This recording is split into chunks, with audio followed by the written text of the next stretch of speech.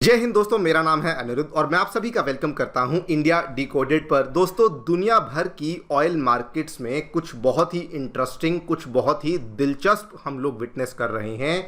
Because West Asia का सबसे बड़ा ऑयल का प्रोड्यूसर एंड ऑयल का एक्सपोर्टर सऊदी अरेबिया के द्वारा दोस्तों पिछले अपने 20 साल के इतिहास में उन्होंने अपना अभी तक का सबसे बड़ा जो क्रूड ऑयल प्राइस का कट है उसको अनाउंस कर दिया है, वो भी विशेष तौर से एशिया के कंज्यूमर्स के लिए। यानी कि मेनली ये वाला जो कदम है, ये वाला जो मूव है, ये इंडिया और चाइना को ध्यान में रखते हुए सऊदी अरेबिया के द्वारा इतने बड़े लेवल का $11 का क्रूड ऑयल प्राइस कट है जो कि अनाउंस किया गया है। आप लोग यहाँ पे देख सकते हैं, खबर आपके सामने है। दुनिया भर में इसको कवर किया जा रहा है, इंडियन मीडिया भी इसे कवर कर रही है।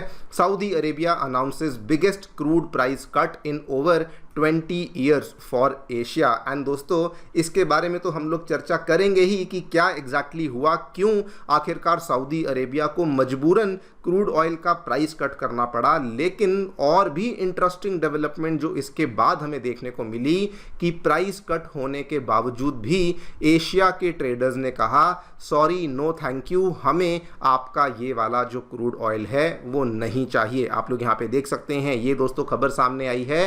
एंड इंटरेस्टिंगली इंडिया के ही एक रिफाइनरी के सोर्स के द्वारा बताया गया है, उन्होंने कहा कि भाई साहब, जब हमें दुबई से आने वाला, अबू धाबी से आने वाला जो कच्चा तेल है वो सऊदी के तेल से भी कम दाम पे मिल रहा है, तो फिर आखिरकार हम लोग सऊदी अरेबिया से तेल को लेंगे ही क्यों। आप यहाँ पे देखिए, ये क्लियर कट मेंशन्ड है, आई एम गेटिंग अपर जकूम। अपर जकूम दोस्तों यूएई की एक बहुत बड़ी ऑयल फील्ड है, और उसके बाद दास, ये दोनों ऑयल फील्ड्स हैं जो कि यूएई में देखने को मिलती हैं। और इन्होंने साफ साफ कहा कि जब मुझे वहाँ से सस्ते में कच्चा तेल मिल रहा है और भी बड़े डिस्काउंट पे मिल रहा है, तो सऊदी अरेबिया से तो तेल लेने का मतलब ही कोई नहीं है। क्या हुआ है, सब चीज़ों के बारे में आगे चल करके डिस्कस करूंगा। लेकिन एक कहानी जो कि बिल्कुल क्लियर कट यहाँ पे हो चुकी है, सऊदी दोस्तों अपना तेल बेचने के लिए डेस्परेट हो चुका है। बिकॉज जुलाई का जो करंट महीना चल रहा है,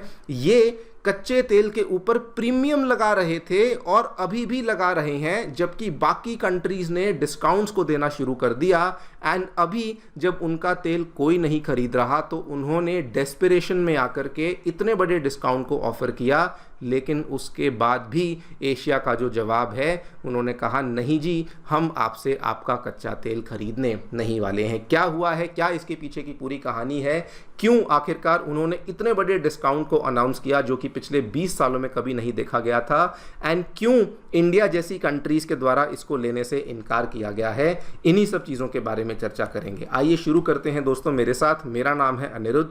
यदि आप लोग हमें फॉलो करना चाहते हैं तो दिए गए टेलीग्राम चैनल के माध्यम से ऐसा कर सकते हैं। अगर आपको हमारा कंटेंट पसंद आता है तो दिए गए क्यूआर कोड के माध्यम से हमें कंट्रीब्यूट भी कर सकते हैं। All right, directly coming to the news, क्या देखने मिला है। सऊदी अरेबिया की जानी मानी ऑयल कंपनी अरामको के द्वारा दोस्तों ऐलान किया गया, अगस्त 2026 मतलब कि आने वाले महीने का जो ओएसपी ऑफिशियल सेलिंग प्राइस है उनके फ्लैगशिप अरब लाइट क्रूड ऑयल का एशियन कस्टमर्स के लिए, उसके ऊपर वो लोग $11 पर बैरल का डिस्काउंट ऑफर कर रहे हैं। ये कैसे कर रहे हैं आपको समझाता हूँ। करंटली जो भी दोस्तों क्रूड ऑयल का प्राइस है, मान के चलिए वो प्राइस है X। करंटली जुलाई के महीने में वो X के ऊपर $9.5 पर बैरल का प्रीमियम चार्ज कर रहे हैं। लेकिन अगस्त के महीने में उन्होंने प्रीमियम तो छोड़िए बल्कि $1.5 पर बैरल का डिस्काउंट ऑफर कर दिया है। यानी कि X + 9.5 से अब वो गिर के X - 1.5 पे आ गए हैं। मतलब कि कुल मिला के $11 पर बैरल का जो चेंज है वो मंथ ऑन मंथ हम लोग विटनेस कर रहे हैं। नाउ ऐसा इतना बड़ा चेंज पिछले 20 सालों में कभी नहीं हुआ, ये डेटा बताता है। एंड इनफैक्ट जो अभी सऊदी अरेबिया का कच्चा तेल मार्केट में आ रहा है उस प्राइस पे आ रहा है जिस प्राइस पे दोस्तों कोविड के टाइम पे जब ओवर सप्लाई हो चुकी थी, जिस प्राइस पे वहां पे हमें कच्चा तेल मिल रहा था, ऑलमोस्ट उस लेवल पे ये वाले डिस्काउंट के बाद उनके कच्चे तेल की अवेलेबिलिटी करवाई जा रही है। सबसे इंटरेस्टिंग पॉइंट, सऊदी अरेबिया ने ये वाला जो प्राइस अनाउंस किया है जिसको हम OSP कह रहे हैं, ये पूरी ग्लोबल मार्केट के लिए नहीं किया जी, नहीं, ये स्पेसिफिकली इन्होंने कहा कि हम तो जी ये केवल और केवल एशिया के कस्टमर्स, जिसमें कि अगेन वैसे तो कई सारी चलिए साउथ ईस्ट एशिया की कंट्रीज भी आती हैं, लेकिन आप भी जानते हैं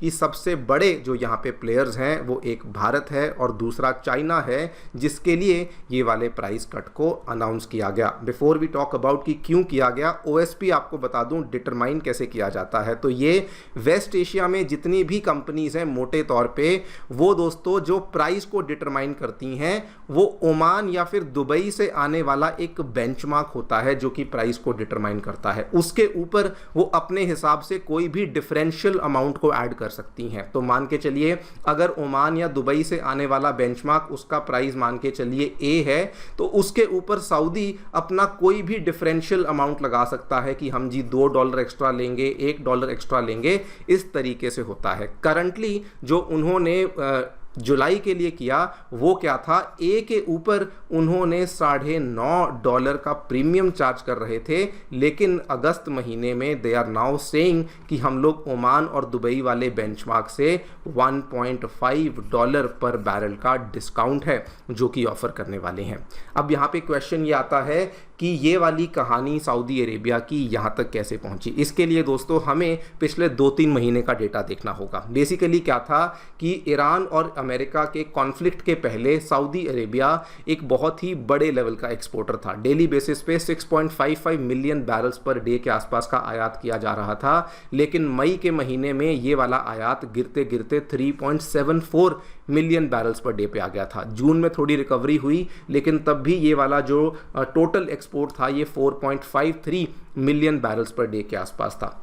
अब यहाँ पे प्रॉब्लम क्या हुई कि इन्होंने अपने रेवेन्यूज़ को वापस से गेन करने के लिए मई और जून में ही बहुत ज़्यादा दाम को बढ़ा दिया था। इनफैक्ट मई के महीने में तो मान के चलिए $19.5 पर बैरल का ये प्रीमियम था जो कि चार्ज कर रहे थे, लेकिन उस टाइम पे दुनिया में ऑलमोस्ट हर एक कंट्री ही ऐसा कर रही थी, तो ये कोई बड़ी बात नहीं थी। लेकिन उसके बाद जून के महीने में क्या हुआ, सडनली मार्केट रिवर्स हो जाती है। 3-4 बड़े बड़े इवेंट्स हमें देखने को मिलते हैं। यूएस ईरान के बीच में एक समझौता हो जाता है। जैसे ही समझौता अनाउंस होता है, जो वेस्ट एशियन कंट्रीज हैं उनकी सप्लाई रिकवर करने लग जाती है। सबसे बड़ा चेंज, ईरान का जो क्रूड ऑयल है वो भी मार्केट में फ्लो करने लग जाता है, और बल्कि हमने तो उस पर यह भी देखा कि भारत ने भी अपने ईरानियन ऑयल को खरीदना शुरू कर दिया था, जो कि पिछले 7 सालों में पहली बार हमने इस चीज़ को विटनेस किया। लेकिन जो एक बहुत बड़ा चेंज जो कि यहाँ पे सऊदी अरेबिया को फेस करना पड़ा,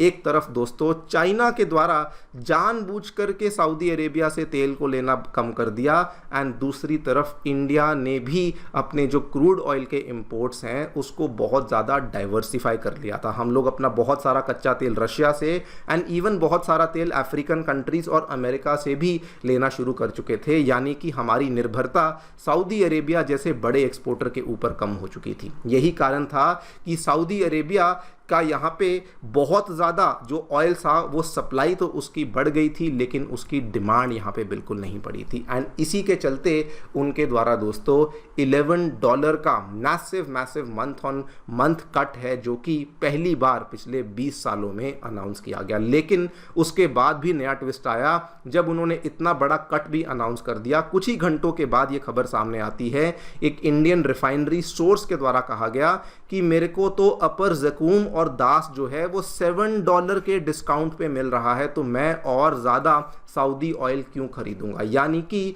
जो यहाँ पे दुबई और ओमान का बेंचमार्क है, सऊदी उसके ऊपर 1.5 का डिस्काउंट दे रहा है, लेकिन जो अपर जकूम और दास से आने वाला क्रूड ऑयल है उसके ऊपर $7 का डिस्काउंट मिल रहा है। तो आखिरकार मैं सऊदी अरेबिया से कच्चे तेल को क्यों खरीदूंगा। ये स्टेटमेंट है जो कि इंडियन की रिफाइनरीज की तरफ से से हमें देखने को मिला है। नतीजन दोस्तों ये हुआ है कि सऊदी अरेबिया आज अपने ही नेबर्स के साथ भिड़ चुका है, बिकॉज सऊदी अरेबिया जिन जिन मार्केट्स को तेल बेचने का प्रयास कर रहा है उन सभी मार्केट्स में यूएई, इराक की कंपनी सोमो, यूएई की कंपनी एडनॉक, कुवैत की ऑयल कंपनी, ईरान की भी नेशनल ऑयल कंपनी, अब उनके साथ भी compete करना पड़ रहा है। और ये जो कंट्रीज़ हैं ये भर भर के बड़े लेवल पे डिस्काउंट्स भी देने के लिए तैयार हैं, एंड इसीलिए आज सऊदी अरेबिया को मुश्किलें हो रही हैं। इसमें सबसे बड़ा फैक्टर तो यूएई का है। जब से यूएई ने अनाउंस किया कि हम लोग ओपेक को छोड़ेंगे,